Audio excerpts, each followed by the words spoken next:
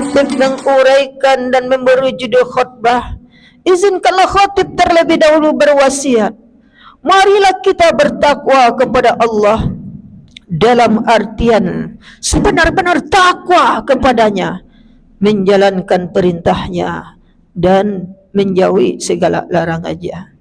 Kaum muslimin jemaah Jumat rahimakumullah, pada kesempatan yang waktu singkat ini, izinkanlah khatib memberi judul khutbah yang berhadapan dengan realita kehidupan kita.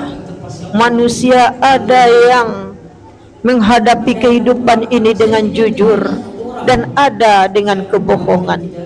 Dan dengan kejujuran dan dengan kebohongan itu akan menentukan nasib manusia nantinya, aman, tentram atau tidaknya menghadapi kehidupan di dunia maupun di akhirat nanti. Sangat berpengaruh dalam kehidupan dan prestasi dalam menjalani hidup di dunia ini.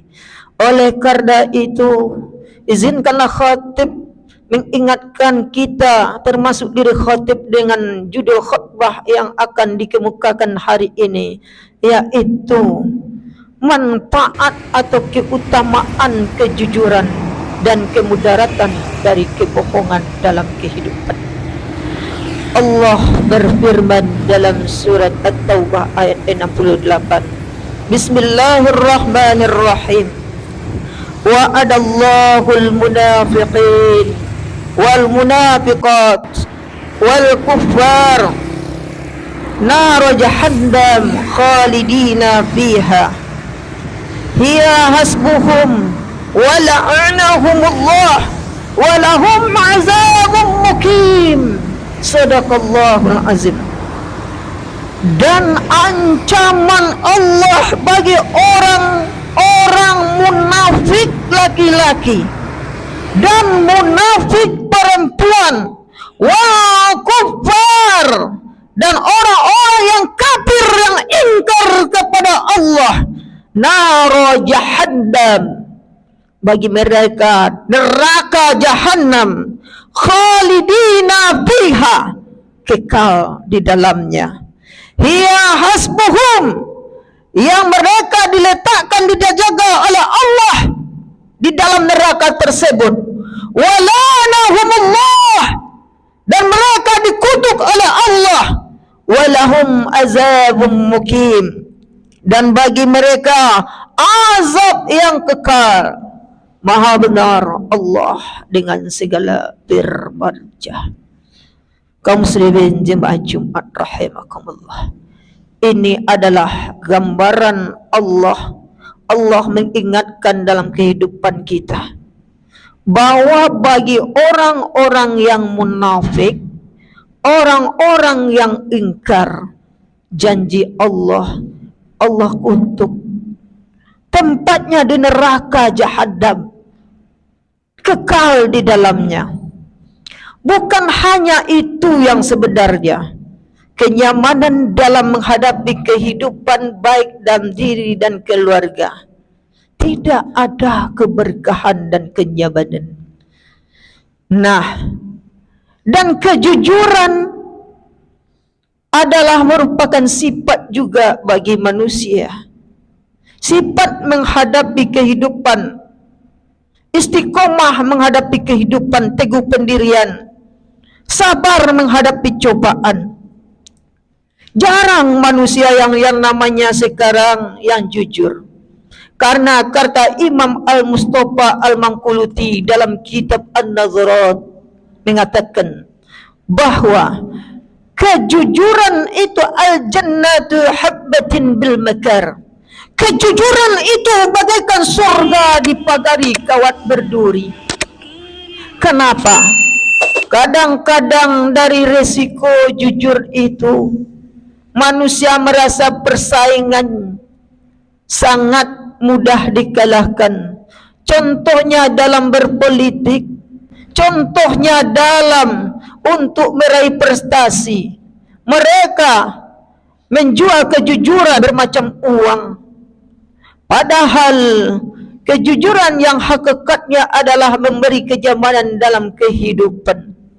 Jarang orang yang betul jujur itu, yang di dunia itu, yang mendapat kebahagiaan dari manusia.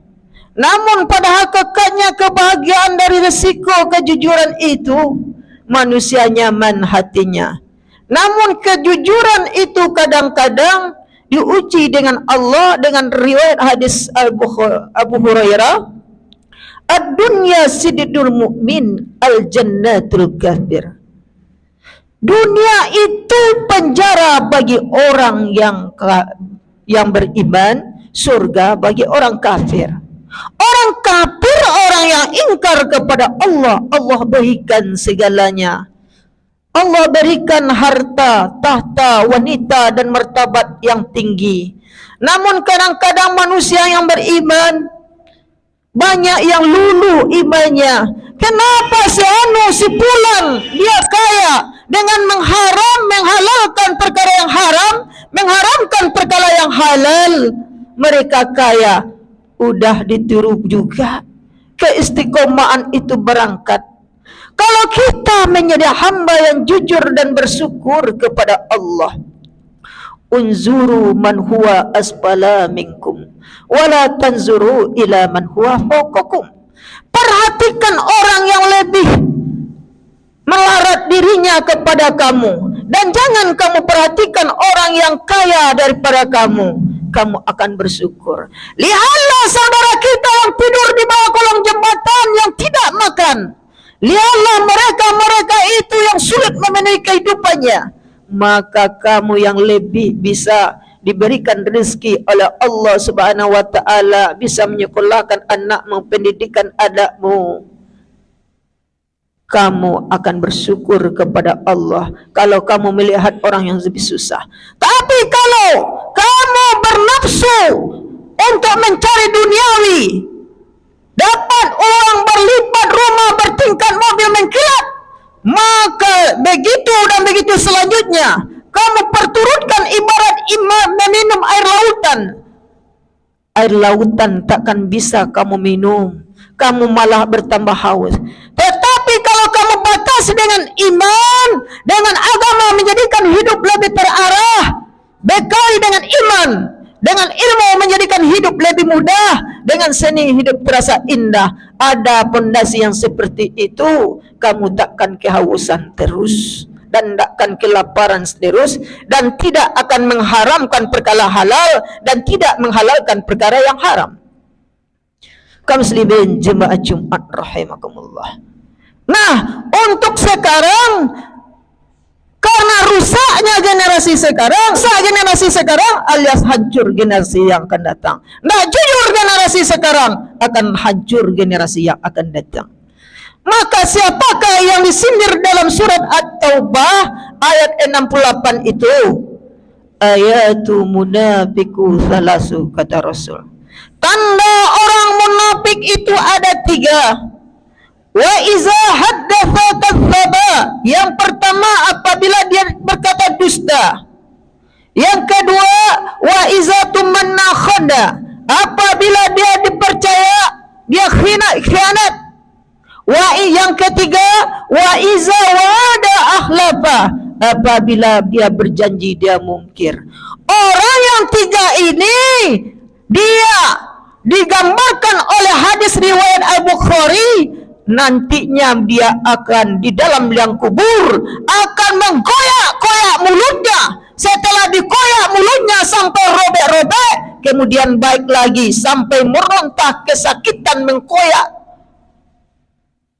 bibir dan mulutnya. Dikoyak lagi, baik lagi, dikoyak lagi. Man huwa, siapa dia? Dia adalah orang-orang munafikun. Inilah yang dijanjikan dalam surat At-Taubah ayat 68 tadi. Oleh karena itu, janganlah kita masuk yang 3 ini demi mencari harta tahta wanita, demi mencari jabatan dan pangkat. Yang pertama, orang yang munafik itu wa iza haddatsa kadzdzaba. Apabila berkata dia dusta.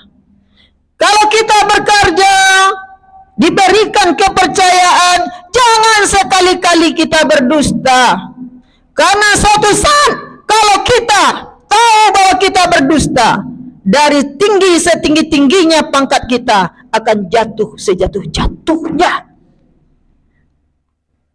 Kemudian baik di dalam keluarga, sama istri, sama suami, sama anak-anak, kalau bapak rumah tangga dengan ibu rumah tangga sering membohongi, ada uang tidak dikatakan, rasa ada, kadang-kadang sering disembunyikan, maka kejujuran itu nantinya akan menjadi rentan, menjadi ditutup keberkahan oleh Allah. Nah, bagi seorang bapak rumah tangga, nanti kalau tidak jujur sama istrinya, maka boleh dibuktikan keberkahan, ketakutan dalam untuk menjalani kehidupan bersama istri akan terasa, dan rezeki akan tertutup, dan kepercayaan istri akan tidak ada, dan takkan bertahan rumah tangga itu. Begitu juga seorang karyawan, apabila coba-coba berdusta, kadang-kadang dapat untung, dibilang tidak ada untung, kadang-kadang ada yang dititipkan, dia dustai apa yang dikatakan kepada pimpinan. Jangan coba-coba mengindahkan atau tidak memberi, berbohong kepada atasan kita. Nanti yang pertama dirasakan surga akan menjadi neraka cepat kita berhenti dari tempat bekerja. Karena janji Allah, wala'anahumullah, Allah akan mengutuk mereka, dan keberkahan yang abadi itu tidak akan didapatkan. Pasti bagi orang yang sering berdusta, pertama berdusta, akan selanjutnya akan keenakan berdusta. Maka sekali-kali jangan buka pintu dalam munafik, karena kemunafikan itu akan menghancurkan prestasi kehidupan. Kaum muslimin jemaah Jumat rahimakumullah. Yang kedua, wa iza tumanna khana, apabila berjanji dia khianat, apabila dipercaya dia khianat. Kalau kita telah diberi kepercayaan, disuruh mandiri oleh pimpinan, diberi kepercayaan oleh istri kita, jangan ada lagi kesembunyian. Nanti kalau kita tidak transparan, maka kita ketahuan, maka tunggu kehancuran. Berdebar jantung ini. Maka kalau ada kontak hati di dalam kehidupan ini terasa, hati itu berdebar, berarti diri kita itu bohong. Sesungguhnya hati manusia itu, kolbun itu, dia akan bersuara apabila dia bersalah. Oleh karena itu, apabila kita dipercaya, jangan pernah kita berkhianat, menyembunyikan sesuatu yang harus diungkapkan. Karena orang yang suka menyembunyikan sesuatu yang diungkapkan, maka suatu hari dalam kehidupannya, kenyamanan, keterancaman jiwanya ketika tidur maupun bekerja akan tidak membuat kehidupannya menjadi lapang. Itu resikonya. Yang ketiga, wa iza wa'ada ahlafah. Ciri orang yang munafik itu apabila dia berjanji mungkir. Jadi kalau tidak mampu kita sebagai atasan, sebagai pimpinan, bapak rumah tangga, jangan kita berjanji-janji lewat lidah terlebih dahulu. Lebih baik tidak diucapkan lewat kata, nanti kita kena oleh munafik. Biarlah kita hati saja yang berbicara. Kalau nantinya aku berhasil menjadi pemimpin, jebol dari anggota DPR, insya Allah aku sejahterakan. Tapi jangan banyak terucap kata-kata terlebih dahulu, ribuan kata, namun ujung-ujungnya munafik. Begitu juga kita seorang pimpinan, jangan banyak programnya ingin begitu. Andaikan aku sukses, mendapat untungnya banyak, aku berikan kesejahteraan. Cukup diniatkan dalam hati yang tulus. Lebih baik seperti itu daripada janji mungkir. Karena janji yang mungkir itu janji Allah adalah bawa naro jahannam. Mereka akan diletakkan di dalam neraka jahannam. Wa la'anahumullah, dan akan dikutuk oleh Allah akan mereka. Oleh karena itu, generasi muda, baik orang-orang yang dipercaya sebagai jabatan yang dititipkan oleh Allah, jadilah orang yang jujur. Karena dengan kejujuran itu kita akan diberikan kelapang jiwa, hati kita nyaman. Jangan pernah masa'arta sa'artu, kamu dustai apa yang ada dalam hatimu, karena kedustaan itu nanti akan menjerat kamu ke dalam lembah keguguran prestasimu. Jangan diharap, jangan dikatakan bahwa kita berbohong kepada atasan kita. Pertamanya kita selamat dengan apa yang kita bohongkan, tetapi apa yang kita sembunyikan nanti kalau ketahuan dari jabatan yang setinggi-tingginya, krisis kepercayaan orang lain kepada kita akan merendahkan serendah-rendahnya. Ingat itu, kaum muslimin jemaah Jumat rahimakumullah. Jadi kesimpulan dari khutbah hari ini adalah bahwa Allah menegaskan bagi kita yang hidup di dunia ini, berbuatlah jujur sebaik mungkin, walaupun kejujuran itu bagaikan surga di pagar kawat berduri, kata Al-Mustafa Amangkuluti. Dimanapun kita bekerja, baik bersuami, baik beristri, baik beranak dan kemenakan, baik bermualah, berbuatlah jujur. Karena dengan kejujuran jiwa kita tidak akan terancam, jiwa kita akan lapang, hati kita akan nyaman, kepercayaan orang akan murni selamanya kepada kita. Itu adalah risiko kejujuran. Tetapi kalau kita munafik alias bersifat tidak jujur, berkata dusta, berjanji mungkir, dipercaya khianat, maka risiko itu yang pertama bahagia nanti akan menjadi neraka, yang pertama martabat, yang kedua menjadi laknat. Nah, camkanlah itu. Semoga kita dimanapun berada jangan menerima risiko dari ketidakjujuran, dan jangan kita menjadi orang yang munafik, karena munafik menghantarkan kita di azab hidup di dunia, di azab hidup di dunia dengan tidak kenyamanan, dengan jiwa keterancaman.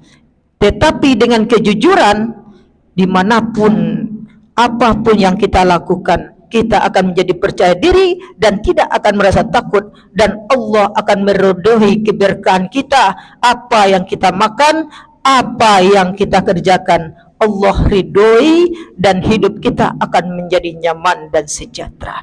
Oleh karena itu, marilah kita berbuat jujur di dalam bekerja, di dalam berlaku, di dalam berbuat apapun yang kita hadapi, dalam bermuamalah, dalam diri dan keluarga kita. Karena dengan kejujuran tersebut akan membawa keselamatan kita, kenyamanan kita, sukses dunia dan akhirat. Mudah-mudahan kita yang di sini adalah diridhoi oleh Allah, termasuk orang yang jujur, termasuk terjauh dari orang-orang yang munafik. Amin ya rabbal alamin. Semoga khutbah ini dapat direnungi dan diresapi dan bisa diamalkan sebagai untuk apa yang kita lakukan yang terbaik di dunia ini. Barakallahu li wa lakum fil Qur'anil Karim wa nafa'ni wa iyyakum bima fihi minal ayati wa zikril hakim. Innahu huwas samiul alim.